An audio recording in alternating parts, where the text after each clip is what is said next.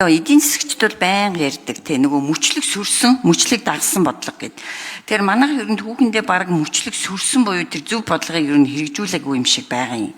Тэгээ нөгөө маш одоо ойлгомжтой болчиход шүү дээ нөгөө экспортын гол нэрийн бүтээгдэхүүний үн өндөр байх үед хуримтлал үүсгэж хэцүү үед тэрийг ашиглах гэд те.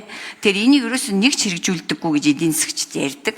Тэгэхээр одоо хэрвээ бид нар энэ экспортын нүүрсний үн асар өндөр байгаад сүүлийн 3 жил 43.3 тэрбум долларын орлого олсон үедээ зөв одоо зохион байгуулалттай байгаад хуримтлал хадгалал үүсгэсэн байсан бол одоо ирэх энэ хүнд жилүүдэд ашиглах байжээ гэдэг.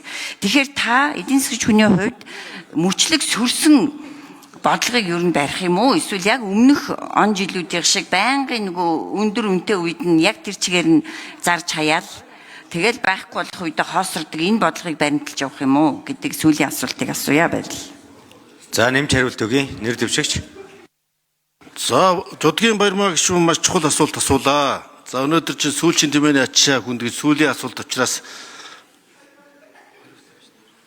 нэг зүйлийг бас магтаж байгаа юм биш онцлог тэмдэглэчихъя гэж бодож байна. 20-50-ийн явдал 20-50 үедээ би яг таны наад хэлсэн мөчлөг сүрсэн бодлого хэрэгжүүлэх шаардлагатай гэдгийг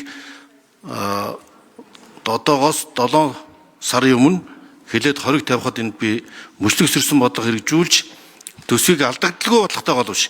Ийм эрсдэл учрах гээд байна. Мөчлөг эргэж ирэх гээд байна. Түүхэдийн уналт бий болох гээд байна. Ийм учраас төсвийг алдагдaltaгүй баталж яаж энэ эрсдлийг туулах юм байна гэж хэлж ирсэн.